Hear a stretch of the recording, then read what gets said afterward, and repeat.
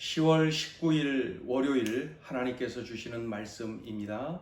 예레미야 49장 23절부터 39절까지입니다. 봉독을 합니다. 다메섹에 대한 말씀이라. 하맛과 아르밧이 수치를 당하리니 이는 흉한 소문을 듣고 낙담함이니라. 바닷가에서 비틀거리며 평안이 없도다. 다메섹이 피곤하여 몸을 돌이켜 달아나려 하니 떨림이 그를 움켜잡고 해산하는 여인같이 고통과 슬픔이 그를 사로잡았도다. 어찌하여 찬송의 성읍 나의 즐거운 성읍이 버린 것이 되었느냐. 이는 만군의 여호와의 말씀이니라. 그런즉 그날에 그의 장정들은 그 거리에 엎드러지겠고 모든 군사는 멸절될 것이며 내가 다메섹의 성벽에 불을 지르리니 베나닷의 궁전이 불타리라. 바벨론의 느부갓네살 왕에게 공격을 받은 게달과 하솔 나라들에 대한 말씀이라. 여호와께서 이와 같이 말씀하시되 너희는 일어나 게달로 올라가서 동방 자손들을 황폐하게 하라. 너희는 그들의 장막과 양떼를 빼앗으며 휘장과 모든 기구와 낙타를 빼앗아다가 소유로 삼고 그들을 향하여 외치기를 두려움이 사방에 있다 할지니라.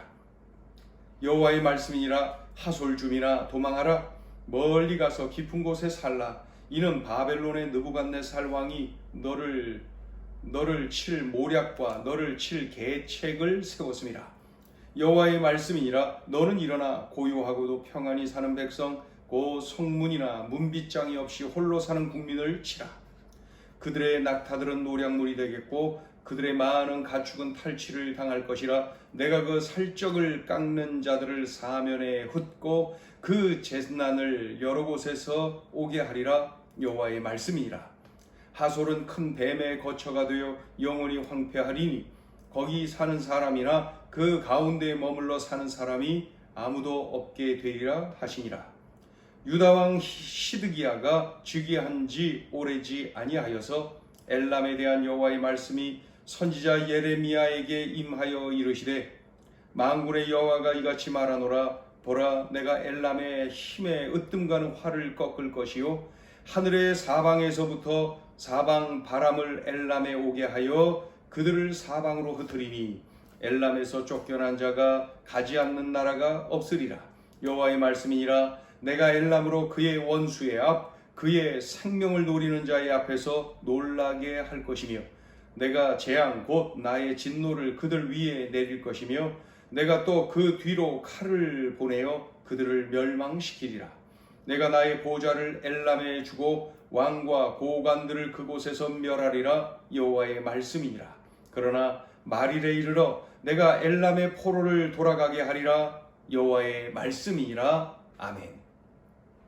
하나님은 예레미야를 통해서 말씀하시죠. 유다가 멸망당할 것이다. 물론 70년 후에 귀환할 것이고 회복될 것이다 라는 말씀도 물론 주셨습니다. 하나님께서는 이어서 모압이 멸망할 것이다. 또 암몬이 멸망할 것이다. 에돔이 멸망할 것이다. 이렇게 예고를 하셨어요. 이들 나라들의 멸망의 공통 원인이 무엇이었나요? 우상숭배, 그리고 교만, 그리고 악행, 그렇죠? 악을 저질렀어요. 이웃 나라들을 못 살게 하고 악을 저질렀어요. 이런 이유로 그들이 멸망당할 것이다. 오늘은 4개 나라에 대한 멸망을 한 번에 아주 이 짧은 본문에서 4개 나라의 멸망을 말씀하는 것을 볼 수가 있습니다. 먼저는 아람의 멸망을 예고하십니다. 이 아람 나라의 수도가 다메섹, 유명한 다메섹이죠. 다메섹의 성벽이 불에 타 버릴 것이다. 또 이 그 아람의 왕 베나닷 왕이 머물고 있는 궁전이 역시 불에 탈 것이다 말씀합니다. 다메섹은 옛적에 찬송의 성읍이라는 별명, 또 나의 즐거운 성읍이라는 별명을 가졌으나 바벨론에 의해서 불에 타 재만 남게 될 것이다. 이렇게 말씀합니다. 수도 다메섹뿐만 아니라 이 아람 나라의 주요 도시인 하맛, 아르밧, 이런 도시들이 큰 고통과 수치를 당하게 될 것이라 말씀합니다. 이 내용이 23절부터 27절까지 기록이 되어 있습니다. 이제 28절 이후에는 작은 나라들, 두 개의 작은 나라들의 멸망을 예고하시는데 게달, 하솔 이 두 나라의 멸망을 예고하시는 것을 볼 수가 있습니다. 그 유다 땅 주변에 있는 나라지만 이 존재감이 크지 않은 그러한 나라들이, 작은 나라들, 게달, 하솔. 그러나 몸집은 작지만은 이 나라들이 경제적인 풍요를 누리고 있었고 군사력도 대단했던 것으로 알 수가 있습니다. 물론 이들도 우상 숭배에 푹 빠져 있었습니다. 이들은 이제 농사도 짓고 목축도 하고, 그러니 이게 낙타들 얘기도 나오고 여러 가축들 얘기도 많이 나오죠. 광야에 거하는 자신들, 광야의 아라비아 광야, 이런 광야에 거하다 보니까 말이죠, 그 누구도 이 땅에 침략하지 못할 것이다 라고 하는 군사적 자신감도 있었고 경제적 풍요도 있었고, 그러다 보니까 이 본문에 어떻게 기록이 됐냐면은 이들은 성문 또는 문빗장 이런 것들을 하지 않았다. 자신이 있었다는 거죠. 군사력이 자신이 있었고 그들의 어떤 그 야성을 볼 수가 있죠. 굉장히 거칠고 자신감 있는, 몸집은 작은 나라였지만 아주 튼실한 그런 나라예요. 그러나 멸망당할 것이다. 하나님이 바벨론을 막대기 삼아서 게달, 하솔 이 나라들을 멸망시킬 것이다 말씀합니다. 역사는 알려주고 있지요. 그대로 그렇게 되었습니다. 이 내용이 28절부터 33절까지 기록되어 있습니다. 이제 34절 이후에는 엘람이라고 하는 나라의 멸망이 예고되어 있습니다. 엘람은 우리가 성경을 볼 때 잘 안 나타나요. 엘람이라고 하는 나라 들어보기가 힘들죠.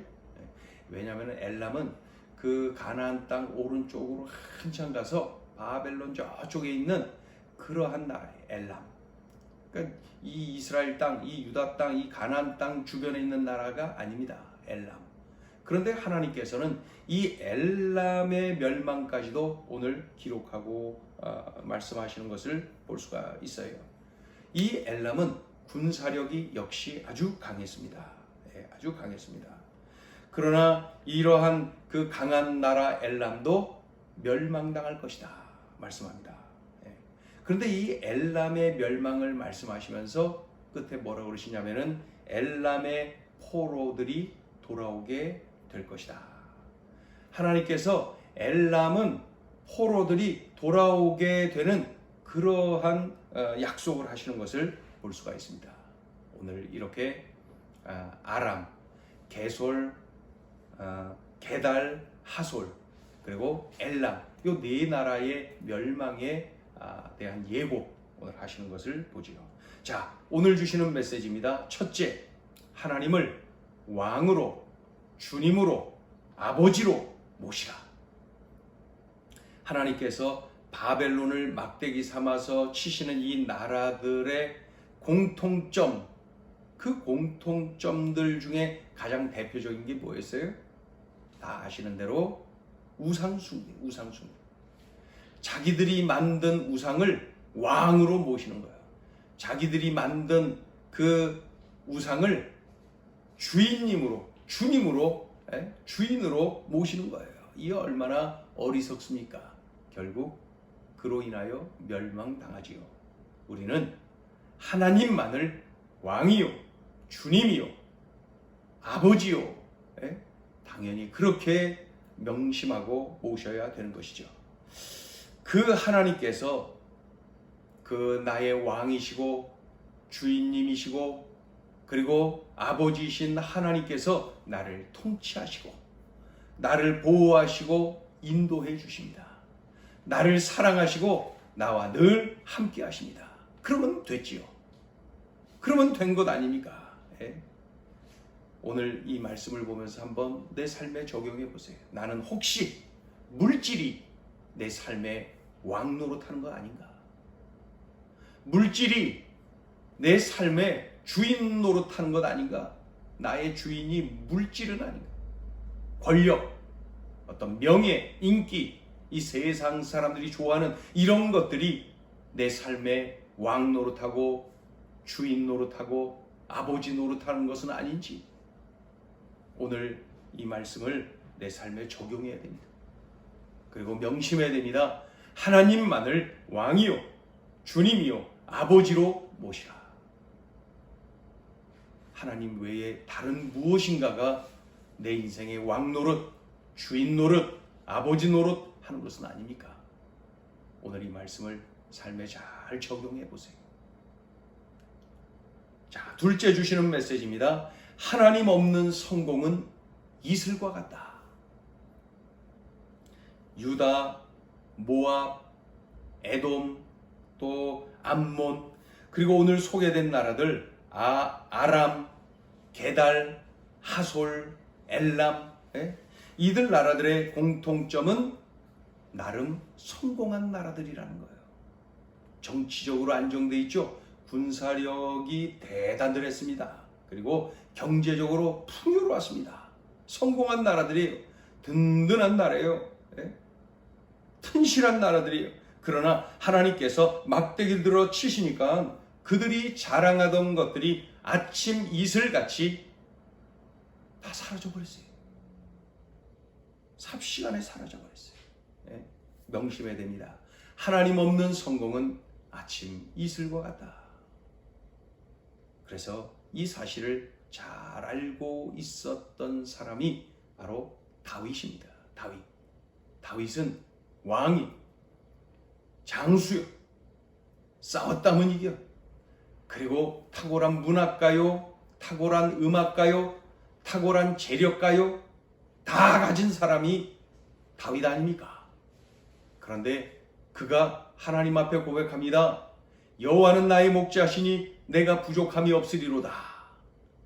왕이기 때문에, 장수이기 때문에, 탁월한 문학가요, 음악가요, 재력가이기 때문에 부족함이 없다고 고백하는 것이 아니라 여호와께서 나의 목자 되신다는 그 한 가지 이유로 감사를 드린다는 거예요. 부족함이 없다는 거예요. 만족한다는 거예요. 다 있다는 거예요. 이러한 다윗의 고백이 우리의 고백이 되어야 됩니다. 하나님 없는 성공은 아침 이슬과 같다. 하나님만 계시면 되는 거예요. 오늘 이 말씀 삶에 적용하고 살아내야 됩니다.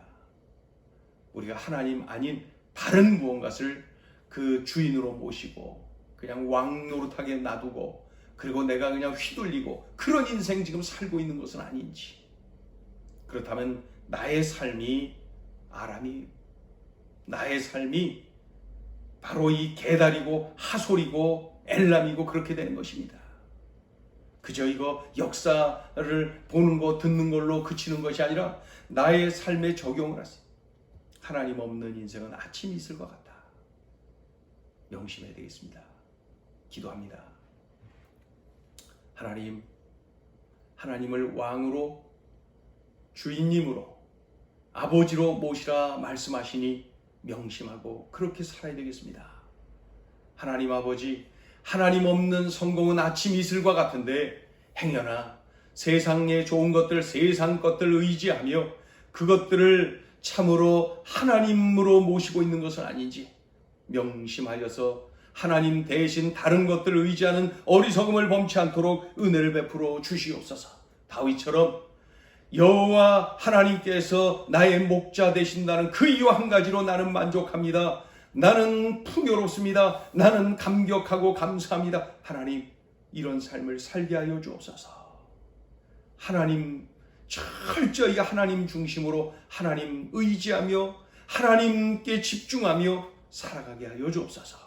이 말씀을 내 삶에 적용하여서 승리하는 인생 되게 하여 주옵소서.